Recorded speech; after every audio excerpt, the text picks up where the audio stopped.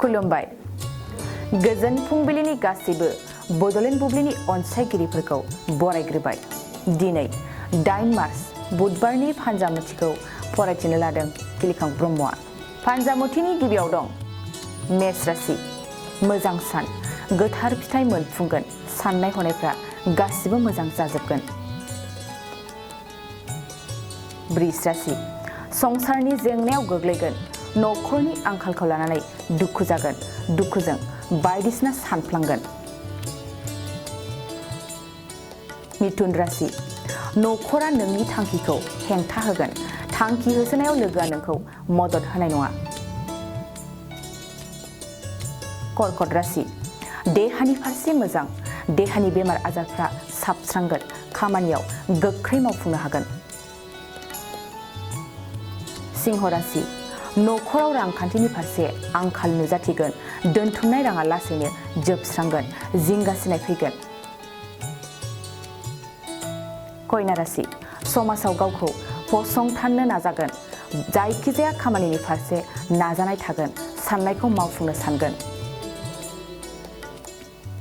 तुला राशि।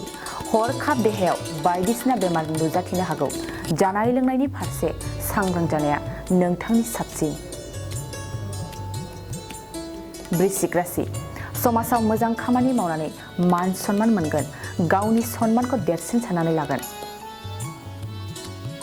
धनु राशि।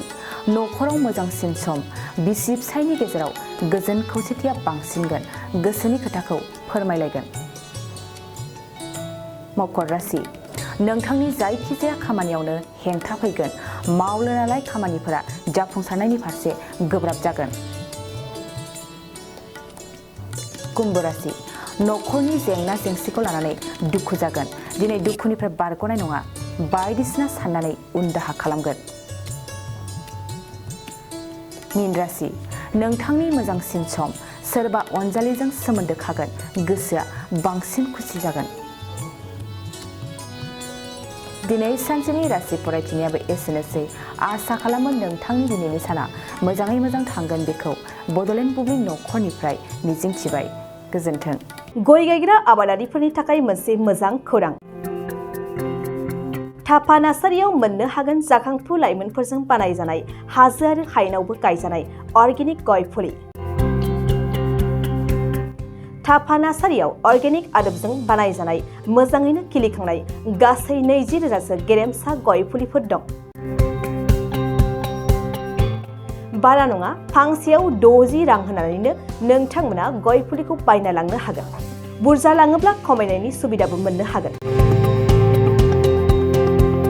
थापा नार्सारिनि गुबै थङा क'क्राझार सहरनि सानजा फारसे थानाय बावखुंग्रि हाजोजों नांजाबनाय हरिनागुरि गामि हाथाइनि साखाथियाव।